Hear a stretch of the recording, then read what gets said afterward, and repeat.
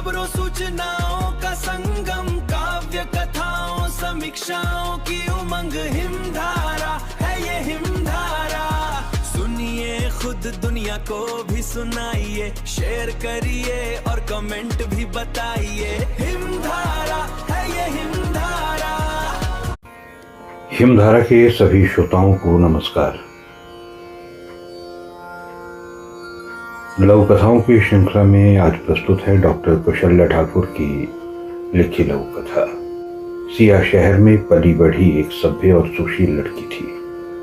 उसने एक प्रतिष्ठित संस्थान से MBA की पढ़ाई की थी और एक मल्टीनेशनल कंपनी में कार्यरत थी। धीरे धीरे सिया उम्र की उस दहलीज पर पहुंची जब माँ बाप को उसकी शादी की चिंता सताने लगी। वे उसके लिए योग्य बल की तलाश कर रहे थे कि उसका सोशल मीडिया के माध्यम से ही एक ग्रामीण परिवेश में पले बड़े लड़के से परिचय हो गया। उनकी मुलाकातें बढ़ने लगी और वे एक दूसरे के करीब हो गए। सिया ने यह बात अपनी मम्मी से साझा की। माँ ने यह बात अपने पति को बताई और इनके रिश्ते की बात दोनों घर वालों के माध्यम से आगे बढ़ी। दोनों के पेरेंट्स ने एक दूसरे के बारे में जानकारी जुटाई। अब बात उनकी मंगनी तक पहुंच गई। शुभ मुहूर्त में दोनों की मंगनी हो गई और कुछ समय बाद शादी की तारीख तय कर दी गई। दोनों की धूमधाम से शादी हुई और सिया शहर से गांव आ गई। गांव का माहौल शहर से थोड़ा अलग था। भले ही मकान लकड़ी की जगह सीमेंट का था, पर फिर भी कुछ कुरीतियां अभी भी गांव में जिंदा थी। सिया को ससुराल में जब पहली बार पीरियड्स आए तो सास ने उस पर कुछ बंदिशें लगा दी और 4-5 दिन अलग रहने को कह दिया। घर के धरातल मंजिल में एक छोटा सा कमरा था जिसमें सिया को सोने के लिए कहा गया। उसके खाने पीने के बर्तन भी अलग कर दिए गए।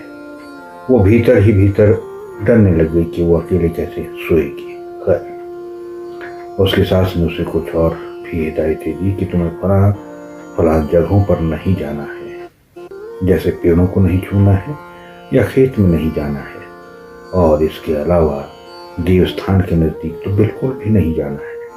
वो बेचारी हतप्रभ सी रह गई और मन ही मन सोचने लगी कि ये सब तो कुदरत का दिया हुआ है, फिर उससे अछूत सा व्यवहार क्यों किया जा रहा है।